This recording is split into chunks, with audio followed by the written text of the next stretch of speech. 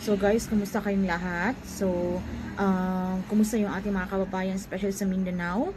And kaninang umaga guys, ng June 8, nagulantang ang lahat ng mga um, ng ating mga kababayan. Especially guys, ako sobrang nag-worried talaga ako guys. Syempre, taga-Jansan ako kung hindi nyo po naitanong. So, yung aking mga family, yung aking nanay, yung aking mga kapatid. So, nung nabasa ko, kasi anong oras ako natulog nun guys.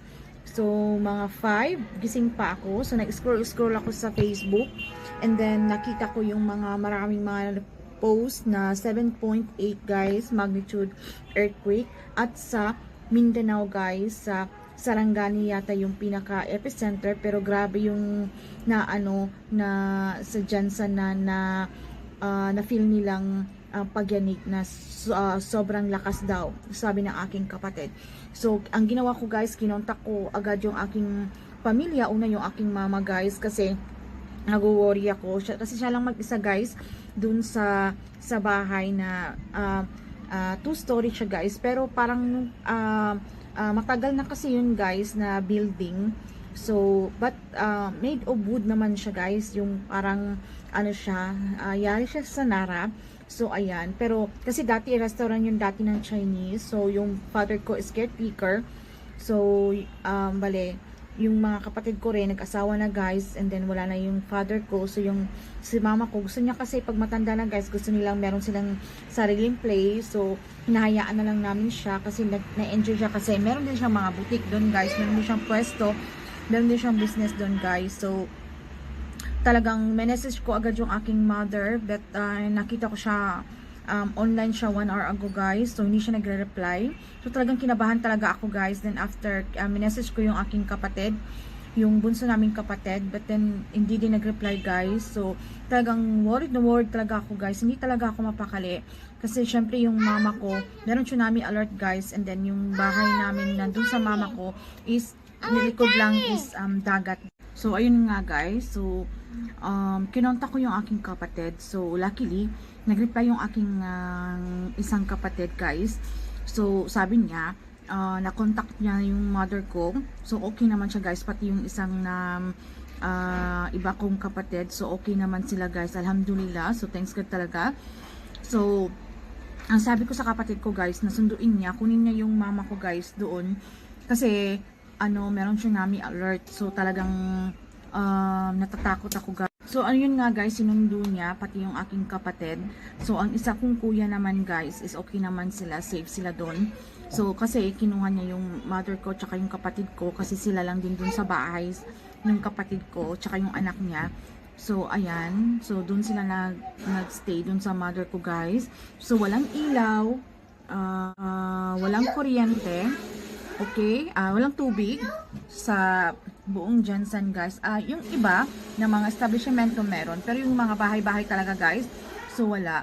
So buti na lang guys is naka full charge yung solar ng kapatid ko. So ayan, dun sila nakastay for a while. So at least kumbaga ako guys, na naging okay yung pakiramdam ko na knowing na they're okay.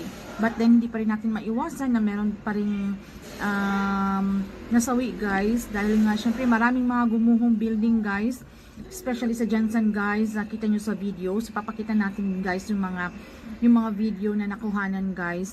So ayan, mga building, meron ding mga mall guys, okay, mga school. So ayan, and then ang pinaka pa guys, first day of school pa ng mga bata. Okay, so talagang buti na lang walang masyadong nasaktan guys, but then so hindi pa rin talaga natin maiwasan na merong masawi sa ganyang trahedya. So talagang hindi natin alam talaga guys na ganitong mga disaster ay dumarating talaga guys, na hindi natin alam, hindi tayo nakakapaghanda. Okay, so especially yung sa mga bahay guys, na meron akong nakita na sa isang OFW guys. So lumipit ako ng pwesto kasi ang ingay.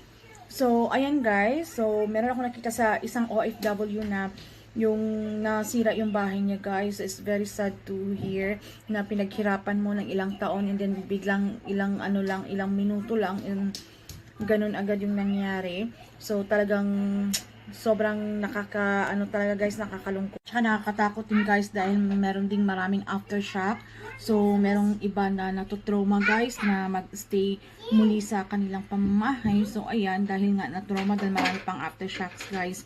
So sana wala nang kasunod guys at yung tsunami alert ay alam mo yon na wala sanang ganong pangyayaring magaganap guys. So let's pray, okay, na sana wala masyadong pang nasaktan guys. So dami talagang first time talagang sobrang, sabi ng kapatid guys, napakalakas dahil yung unang naranasan namin guys, I think 23 years ago yun guys.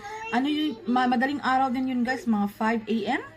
6 a.m. Basta I think madaling araw din yun guys na nagising kami na talagang sobrang malakas. Pero mas malakas yung ngayon guys kasi last time walang masyadong napinsan ng mga building na ganito na gumuho. Pero madaling araw guys talagang nagising kami na talagang gumagapang kami guys. Kasi talagang hindi kami makalakad guys. And then syempre patay pa yung mga ilaw. And then after yung yung takot namin. Kasi after nung earthquake, yung dagat talagang umatras guys. So natakot kami sa tsunami. So talagang after nun talagang nagsilikas kami, punta kami sa bahay ng auntie namin para dun mag-stay kasi natatakot na kami, talagang biglang umano yung guys, umatras yung dagat. So talagang nakakatakot talaga guys. So yung ngayon talagang sobrang lakas daw, sabi ng aking kapatid. So ayan, so thanks God talaga na okay sila at sana maging okay yung mga pamilyang guys, bigyan sila ng lakas and hope ni God na yung mga pamilyang nasawi guys. So anyway, meron ako mga video compilation na kung ano yung mga nakunan sa video guys nung pangyayari yun ng earthquake guys.